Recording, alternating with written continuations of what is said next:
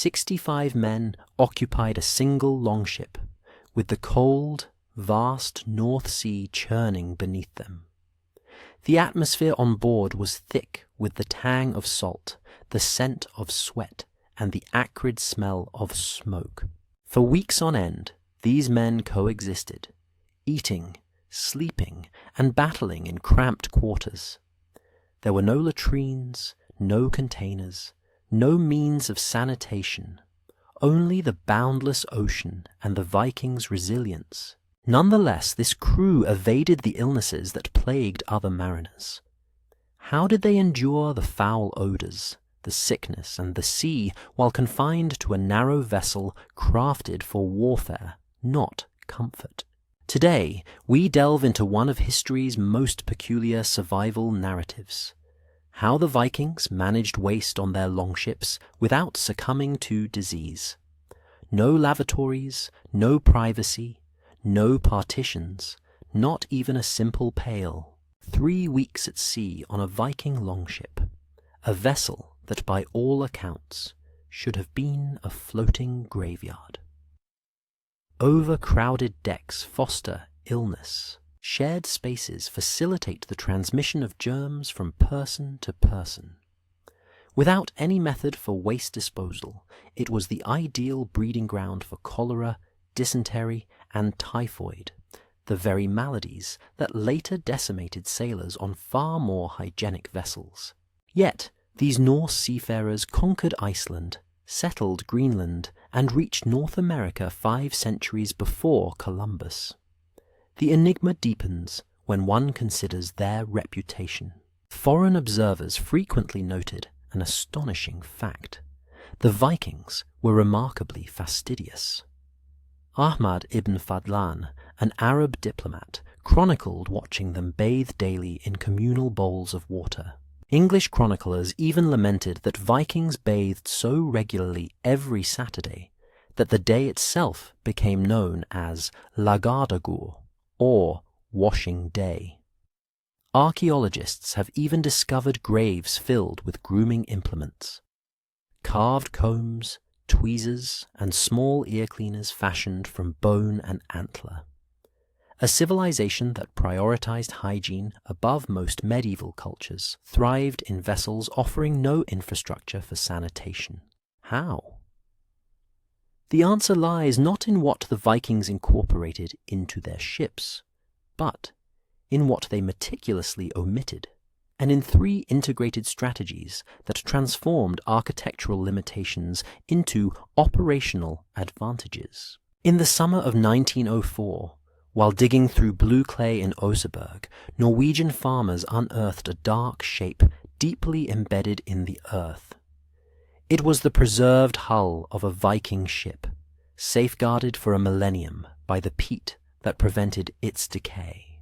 The local farmer who owned the land wished to excavate it, to see if he could discover something interesting. And he certainly did. Gustafsson, an expert in archaeological practices, was remarkably progressive in his understanding of the importance of documentation, for which we are immensely grateful. The excavation spanned several months. Archaeologists meticulously catalogued everything: carved wooden posts depicting snarling beasts, a 4-wheeled cart with intact wheels, textile fragments still displaying their dye patterns, kitchen vessels, and even a wooden bucket with iron bands. The precision was meticulous, and the expectations were rational. Surely, somewhere within this floating household that accommodated 32 individuals, there must be evidence of how they managed biological necessities during weeks at sea. They found nothing. No stone hearths designed for shipboard use, no bronze braziers, no chamber pots, no indications of any area intended to serve as a latrine. The Oseberg ship, one of the most impeccably preserved Viking vessels ever discovered, revealed no trace of any sanitation system whatsoever.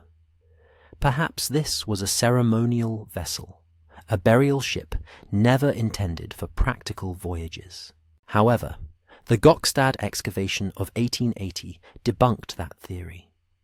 A genuine warship dating to 890 AD, this vessel carried massive water barrels, navigational instruments, and practical cargo equipment. The wear patterns on the oar ports attested to extensive use. Yet, the pattern persisted. Nothing for waste management. Fast forward to 2020. Ground-penetrating radar scanned the Gjellestad ship before excavation commenced, mapping every timber, every void, every artifact still buried. Modern technology unveiled the same deliberate absence. Across 2 centuries of Viking ship excavations, one conclusion clearly emerged.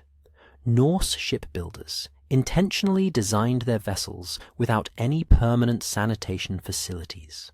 The longship, constructed with overlapping oak planks sealed with tar and animal hair, possessed a shallow draft for navigating rivers and open sides for swift movement.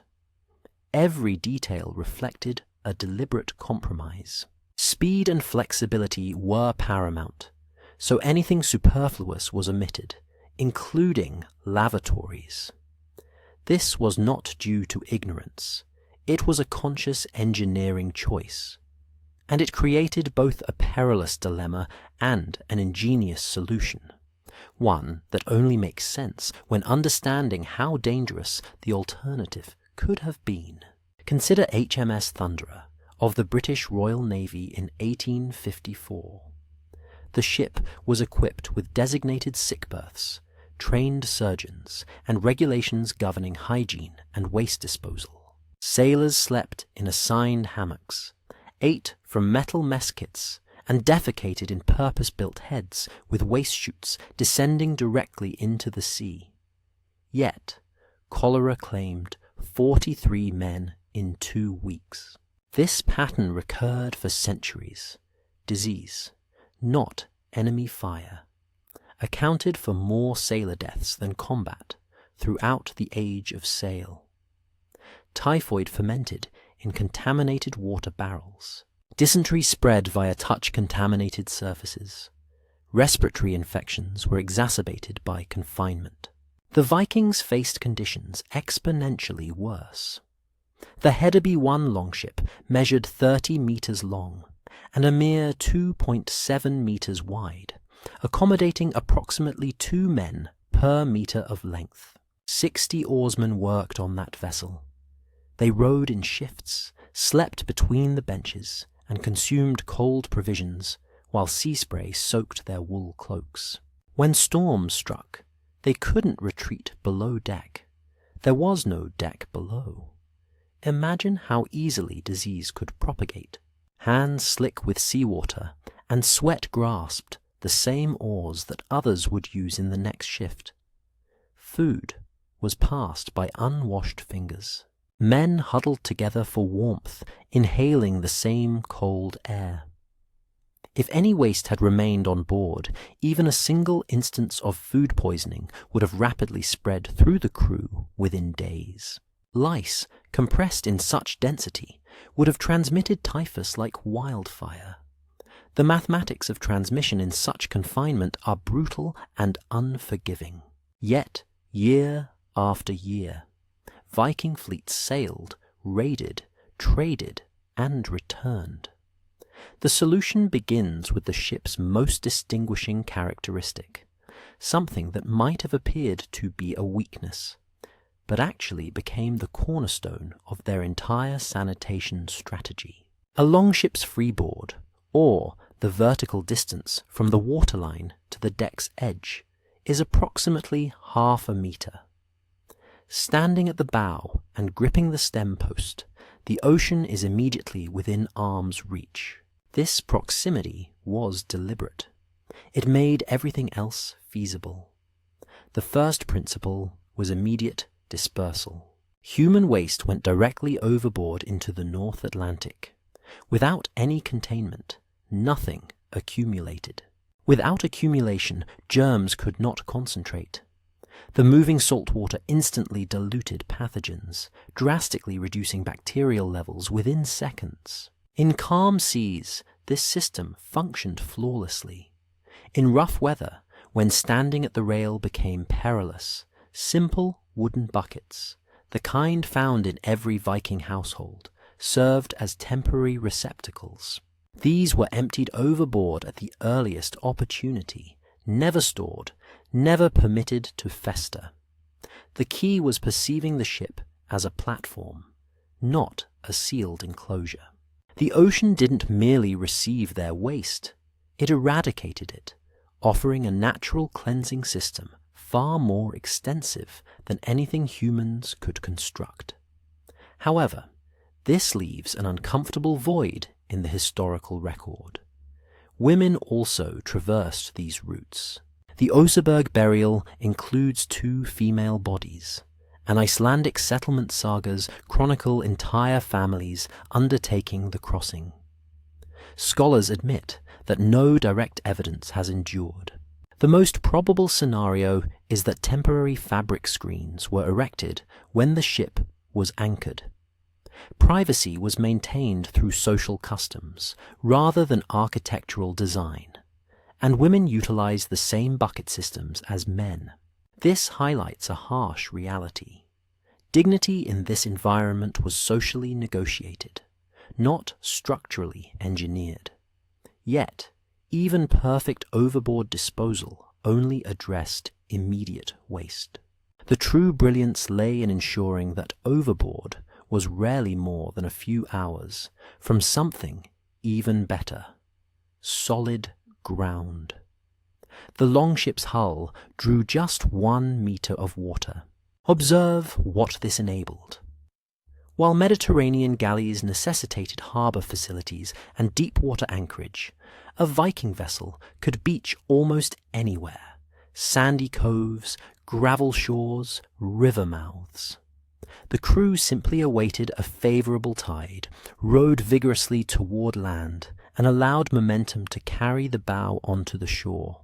30 seconds later, they disembarked into ankle-deep water. Suddenly, shipboard sanitation became a temporary inconvenience, not a permanent predicament. Over 200 documented Viking harbour sites extend from Norway to Newfoundland. These weren't formal ports. Most entirely lacked structures. They were geographical features: sheltered beaches, sources of fresh water, flat terrain for overnight camps, a network of reset points, averaging 1 every 200 kilometers of coastline.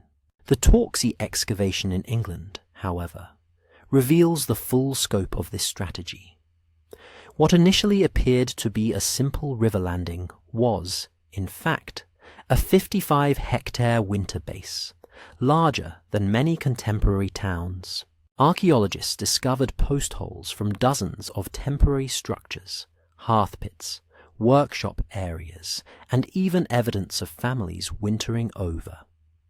The Viking Great Army of 872 to 873 AD did not merely camp here. They constructed a temporary city. Every beaching became a sanitation reset. Men dispersed inland to relieve themselves in soil that would naturally absorb and process waste. Cooking fires, essential on land, were impossible aboard the ships. Clothes could be laundered in streams. Bodies could be scrubbed with sand and cold water. The accumulated biological burden of shipboard life was harmlessly dispersed into the environment. The ship never had to serve as a latrine because the ship was never far from land. This approach had an environmental consequence. Favoured locations such as Deer, Birka, and significant fjord anchorages suffered from concentrated pollution. Archaeological investigations in medieval settlements revealed that levels of intestinal parasites were considerably higher near Viking trading hubs. Essentially, Norse seafarers safeguarded their crew's health by shifting the sanitation burden onto the onshore populations.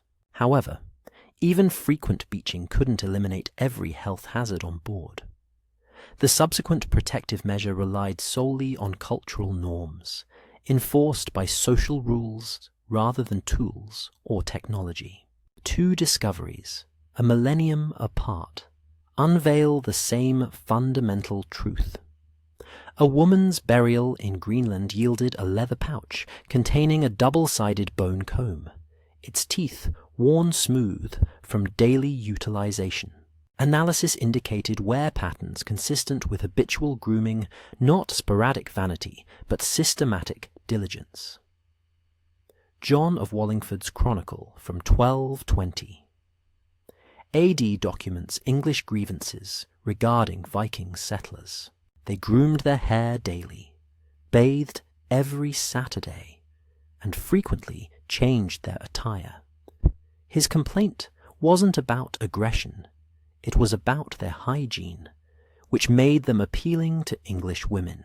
The Norse not only valued cleanliness, but institutionalized it. Logadaga, or washing day, persists in modern Scandinavian languages as Saturday. Every seventh day, Vikings bathed as a cornerstone of their cultural heritage. In winter, this necessitated burning precious firewood, while during voyages it meant scrubbing with cold seawater and sand at the first opportunity upon reaching land. This ritual was not optional. It was scheduled into the week like labor or religious observance. This unintentionally forged a profound epidemiological defense. Lice and fleas are vectors for devastating diseases. Rickettsia prowazekii, the bacterium responsible for epidemic typhus, spreads when louse feces enter scratched skin. Medieval armies routinely lost more soldiers to typhus than to combat. Daily combing physically removed adult lice before they could reproduce. Weekly bathing disrupted the parasite's life cycle. The intricately carved combs discovered in Viking graves were not mere status symbols. They were survival instruments that happened to be aesthetically pleasing. Each crew member became a node in a decentralized defense network. Reputation enforced adherence. Appearing disheveled, foul-smelling, or infested with lice brought about a powerful sense of shame, potent enough to modify behavior even under arduous conditions. Nevertheless, Viking protocols weren't epidemiologically flawless. Ibn Fadlan's account describes communal washing rituals where multiple men shared the same basin of water sequentially, a practice that would efficiently spread surface bacteria. The intention was cleanliness, but its execution, by contemporary standards, actually facilitated certain transmissions. Vikings prioritized hygiene without comprehending transmission. Yet, even imperfect implementation proved more effective than the approaches of their contemporaries. Still, social pressure and saltwater scrubbing couldn't address the most lethal vector of all, an invisible threat silently transported in wooden barrels. Spoilage of freshwater is one of maritime history's most cruel ironies. The very substance essential for life becomes deadly within weeks of storage. Wooden barrels harbor bacteria within their grain. E. coli from contaminated source water proliferates in the darkness. Sailors in later centuries grew to dread the water barrel as much as enemy ships. Vikings provisioned differently, not due to superior knowledge, but out of practical necessity. Freshwater's weight-to-value ratio rendered it impractical for lengthy voyages. Weak beer and sour milk lasted longer and tasted better. But this unforeseen consequence revolutionized shipboard health. Beer production requires boiling the water grain mixture that becomes beer. Sustained boiling eradicates virtually all human pathogens. Vikings didn't understand why heating prevented spoilage. They simply knew it worked. Every barrel of small beer carried on board represented gallons of accidentally pasteurized hydration. Sour milk undergoes lactic acid fermentation, lowering the pH sufficiently to inhibit most bacteria while preserving its nutritional value for months. Again, Vikings prized it for its longevity and taste, not its microbiological safety. The result was a systematic avoidance of contaminated drinking water, the primary killer aboard age-of-sail vessels. The construction of the longship offered a second advantage. Its clinker-built, overlapping planks were never fully watertight. Seawater constantly seeped through tiny crevices. Archaeological discoveries confirm that wooden balers were standard equipment, and crews spent considerable time scooping bilge water overboard. Any organic debris that fell into the bilge, food scraps, accidental spills, contamination, immediately mixed with seawater and was bailed out within hours. There were no stagnant pools, no anaerobic pockets where bacteria could thrive. The bilge remained dynamic, constantly flushing. Compare this to later ship designs. Enclosed cargo holds, deep and inaccessible, except through hatch openings, where waste accumulated for weeks until port. Those ship bilges became toxic cesspools. The bilge fever that decimated 19th century navies was essentially sepsis from prolonged exposure to decomposing organic material in stagnant seawater. The Viking hulls leaked by design, or, more accurately, the builders accepted that perfect sealing was impossible and turned it to their advantage. The continuous flow of seawater acted as a natural cleansing system, making the ocean itself their waste management solution. No single innovation accounts for Viking survival. Their ingenuity stemmed from combining three strategies that balanced and reinforced each other. Architectural minimalism completely eliminated waste concentration points.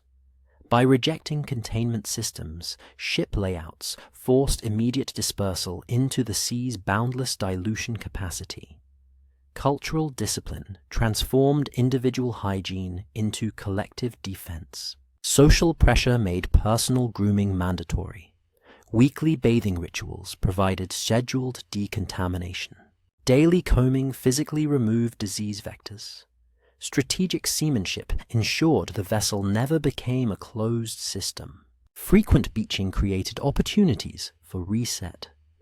Harbor networks furnished land-based infrastructure. Provisioning with fermented liquids inadvertently eliminated waterborne diseases. What renders this approach remarkable is that it required no central authority, no bureaucracy, and no advanced technology. Problems were averted through intelligent design. Social norms guided behavior, and travel patterns transformed the landscape itself into part of the solution. When the ship's design reached its limits, such as during storms that made overboard disposal impossible, cultural practices took over through individual discipline. When social routines faltered during arduous voyages, planned stops ashore allowed the crew to recuperate before contamination could spread. And when neither design nor discipline could prevent spoilage, meticulous provisioning eliminated the risk before it materialized. The Vikings never eradicated disease entirely. Intestinal parasites remained endemic. Dental abscesses, chronic infections, and periodic epidemics still caused fatalities, but mass acute outbreaks never systematically crippled their operations. Contrast this with later navies. British ships in 1854 lost more crew to cholera than to combat. Spanish treasure fleets were decimated by typhus. Scurvy killed thousands on vessels that carried the cure in their cargo holds. because dietary knowledge lagged behind naval architecture. Viking success is measured not in perfect health, but in operational sustainability. Crews remained functional. Expeditions returned. Maritime dominance persisted for 3 centuries because they grasped a truth often overlooked by modern sanitation. They reached Iceland in 874 AD, Greenland by 985, and North America around 1000. Their survival wasn't in spite of the ship's sanitation limitations. It was precisely because the Vikings tailored their strategies around those very constraints, transforming what could have been a deadly weakness into an advantage. Modern vessels contain waste through holding tanks and treatment systems. Vikings dispersed it instantly. Contemporary navies confined crews to control behavior. Norse culture embedded discipline so profoundly that external enforcement became superfluous. Today's ships seek technological solutions to biological problems. Viking engineering simply designed problems out of existence. The breakthrough resided in mindset, not technology. An open deck left sailors exposed to cold and wet conditions, but it prevented germ accumulation. A constantly leaking hull meant hours of bailing, yet it kept the ship flushed with seawater. Frequent stops ashore slowed their progress, but it resolved the sanitation issues that doomed other crews on long voyages. No Viking Age manuscript explicates their approach to sanitation. The system endured through practice, a culture-wide solution for survival under conditions that should have been lethal. Buildings fail, technology breaks down, bureaucracies collapse under pressure. But a system integrated into the ship's design, daily routines, and travel habits has no single point of failure. It bends under pressure instead of breaking, preserving the crew when everything else might have failed. 5 centuries before Columbus, Norse sailors stood on the shores of North America, alive, capable, and prepared to explore further, because they had mastered an ancient truth. The most effective waste management system is one that never allows waste to accumulate. Sometimes the cleverest solution is recognizing that you don't have to solve the problem directly. You just have to find a way to circumvent it.